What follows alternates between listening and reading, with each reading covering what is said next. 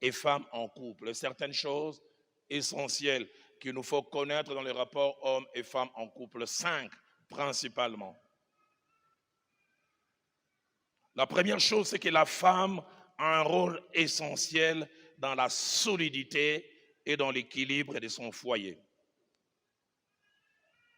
Pour qu'un foyer soit solide, pour qu'un foyer soit équilibré, la femme a un rôle, mais un rôle essentiel. Le sage le dit dans Proverbes au chapitre 14, au verset 1er, un passage que nous connaissons. Il dit la femme sage, elle bâtit sa maison. Qu'est-ce que la femme sage? La sagesse dont il est question, c'est quelqu'un qui a des connaissances, mais qui les pratique.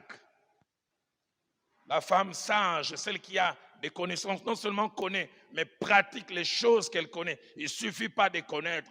Si tout ce que je suis en train de dire va simplement rester dans vos calepins, dans vos blocs, et ne pas se transformer en style de vie, j'aurais gaspillé mon temps. La femme sage, celle qui connaît et pratique, la Bible dit, elle bâtit sa maison. D'autres versions disent, elle maintient sa maison. Et la Bible continue, et la femme insensée la renverse de ses propres mains. J'en parlerai vers la conclusion. Est-ce que quand elle renverse, elle est toujours consciente? Non. Elle peut renverser inconsciemment, mais elle renverse quand même. Deuxième chose que je voudrais dire aux femmes dans leur relation avec leur homme, dans les couples, c'est que les mauvais traitements dont certaines femmes sont l'objet, je n'ai pas dit toutes les femmes, j'ai bien dit dont certaines femmes sont l'objet de la part de leur homme ou de leur mari, n'ont pas toujours comme origine l'homme, sa mauvaise foi, ou même les diables. Il arrive des fois, c'est la femme elle-même qui est à la base. Et parmi ces mauvais traitements, il peut y avoir indifférence de l'homme, éloignement à la fois physique et émotionnel de l'homme, absence de tendresse, absence d'attention, absence de gestes affectueux de la part de l'homme. Et ceux qui ne connaissent pas, qui ne viennent suivre les films au milieu, ils ont l'impression que c'est l'homme qui est mauvais. Mais peut-être, j'ai dit quelquefois, c'est une moisson que la femme est en train de récolter. Moisson attachée à une façon de se comporter. Galates au chapitre 6, verset 7, verset 8, il dit, ne nous y trompons pas. Ce qu'un homme aura sémé, il les moissonnera. Et l'apôtre continue en montrant combien la qualité de la moisson est attachée à la qualité de notre semence. Celui qui sème pour la chair moissonnera de la corruption. Et celui qui sème pour l'esprit moissonnera la vie éternelle. Troisième chose, dans la relation homme et femme dans les couples, c'est que la plupart des fois que les diables entrent dans un foyer et corrompt les climats, c'est parce que, comme je le disais, consciemment ou inconsciemment, quelqu'un lui a donné accès. Quelqu'un lui a ouvert la porte. Et je prie, femme, si finalement peut y avoir un climat qui se corrompt, qu'en regardant au fond de vous, vous puissiez dire, je ne suis complice ni de loin, ni de près. Je suis victime, je suis en train de subir. J'aime l'avertissement de l'apôtre Paul dans Éphésiens chapitre 4, au verset 7, lorsqu'il dit, ne donnez pas accès au diable. Ne donnez pas accès au diable. Combien de fois certaines choses nous faisons, et c'est nous-mêmes qui invitons les diables dans notre maison, et quand il vient s'installer, il fait son sale travail de Louis II dit, ne donnons pas accès au diable. Français courant dit, ne donnez pas au diable l'occasion de vous dominer. Une autre version dit, ne lui ouvrez pas la porte pour qu'il entre. Quatrième chose que je voudrais mentionner dans la relation homme et femme dans la vie des couples, c'est qu'il y a des choses négatives dans un couple que l'on peut et l'on doit éviter. Que l'on peut, on en a le pouvoir, et même que l'on doit, c'est presque comme un devoir de les éviter. Et quand je parle comme ça, je veux dire que cela ne dépend pas toujours de l'autre, mais cela dépend de nous. Dans Romains chapitre 12, au verset 18, écoutez ce que l'apôtre dit. Il dit, s'il est possible, autant que cela dépend de vous, soyons en paix avec tout le monde. C'est-à-dire, il y a des moments où la paix ne dépendra pas de la manière dont les autres se comportent. La paix, ça sera mon choix. Autant que c'est possible, soyez en paix. Cinquième et dernière chose, c'est qu'en tant que femme, nous devrions savoir qu'il y a des choses qui sont des besoins fondamentaux pour un homme. Des besoins fondamentaux. Besoins fondamentaux, non seulement pour l'homme lui-même, mais besoins fondamentaux de l'homme dans sa relation avec la femme. Ces choses ne doivent pas manquer dans les chefs de la femme dans sa relation avec son homme. Ces choses ne sont pas négociables. Ces choses, si elles ne sont pas là, la vie des couples peut en souffrir. La vie des couples peut être en danger. Et ce sont des choses, par la grâce de Dieu, que Dieu a placées dans mon cœur, que nous allons voir.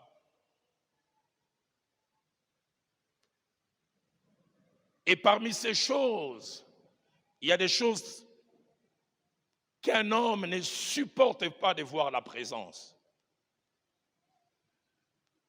Dans Proverbe chapitre 6, au verset 16, les sages, j'aime beaucoup les figures de style qu'il utilise. Il dit l'Éternel hait ou n'aime pas 6 choses, mais il y en a 7 qu'il en a en horreur. Ces choses sont au nombre de 13. 6, il n'aime pas, mais il peut les supporter.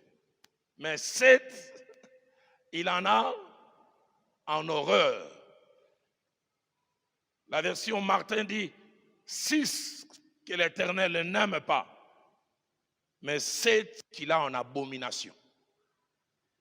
La version français courant dit 6 qu'il déteste et 7 qu'il ne supporte absolument pas. Moi-même, je suis un homme dans le mariage, 57 ans de vie, 29 ans de vie de couple au octobre prochain et 30 ans l'année prochaine. Dans le ministère depuis plus de 33 ans. Dans le ministère pastoral, ça fait bientôt 31 années. Et ce sont des choses que je connais en lisant la parole de Dieu, en l'étudiant, moi-même dans la vie des couples, mais dans les échanges avec les hommes. Il y a des choses qu'un homme ne supporte pas. Il peut supporter une femme qui oublie, mais il y a des choses qu'il ne supporterait pas. Il peut supporter une femme peut-être désordonnée, mais il y a des choses qu'il ne supporterait pas.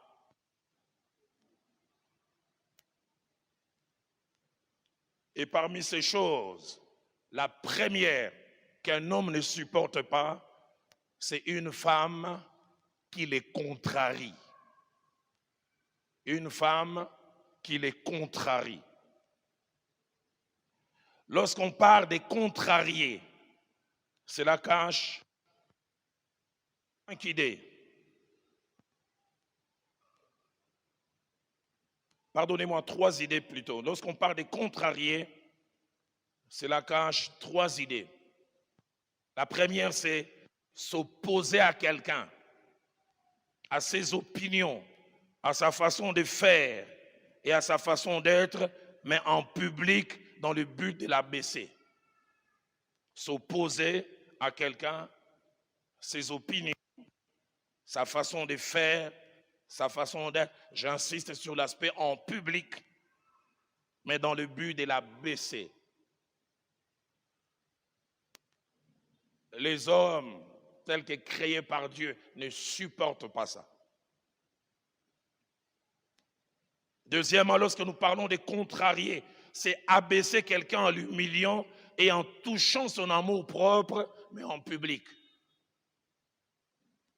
Abaisser quelqu'un en l'humiliant et en touchant son amour propre, mais en public. Et les hommes, dont je suis un peu l'ambassadeur, ne supportent pas ça. Il y a quelques années, un aîné à moi, je rentrais de Nairobi, il a tenu, je pense, durant plus de 3 mois, plus de 12 semaines, une série qui a fait beaucoup de bien à l'église à Kinshasa. Dommage qu'à l'époque, cette merveilleuse radio n'ait touché que Kinshasa et un peu Brazza, la radio Sangomalamu. Et cet aîné, que Dieu le bénisse là où il est, il s'appelle Fouti Louemba. Il avait tenu une série en lingala, parce qu'il est fort en lingala, avec 2 thématiques qu'il avait abordées. La première thématique, Oyesua Kabatata. Les choses qui font mal aux hommes. Et ça fait beaucoup de bien à la ville. Et puis après, il a tenu la deuxième partie, Oyesua Kabamama. Des genres d'enseignement pratiques dont l'Église a besoin. Troisièmement, lorsque nous parlons des contrariés, c'est causer à quelqu'un du mécontentement, de la honte, mais en public, en s'opposant à lui de la mauvaise manière. Causer à quelqu'un du mécontentement et de la honte en public, en s'opposant à lui de la mauvaise manière. Femmes, je voudrais vous rappeler ces 6 petites vérités concernant l'homme. La première vérité, c'est que dans l'ordre que Dieu a établi, Dieu a fait de l'homme et l'a placé comme étant le chef dans les foyers.